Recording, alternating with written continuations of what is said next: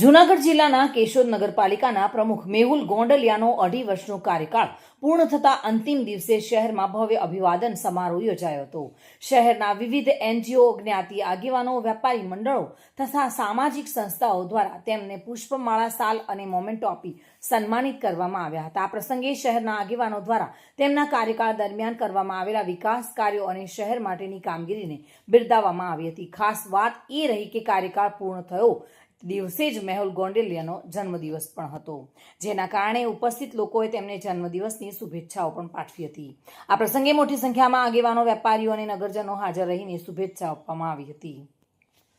મારા 2.5 વર્ષના કાર્યકાળનો છેલ્લો દિવસ હોય જે કેશોદની જાહેર જનતાએ મને સાથ સહકાર આપ્યો અને મારાથી બનતા તમામ પ્રયત્નો પબ્લિક સુધી સેવા પુગાડવાનો મને મોકો મળ્યો। મેં બધા પ્રયત્નો કરેલા છે, છતાંય કંઈ મારી ભૂલ થઈ ગઈ હોય તો મને માફ કરજો।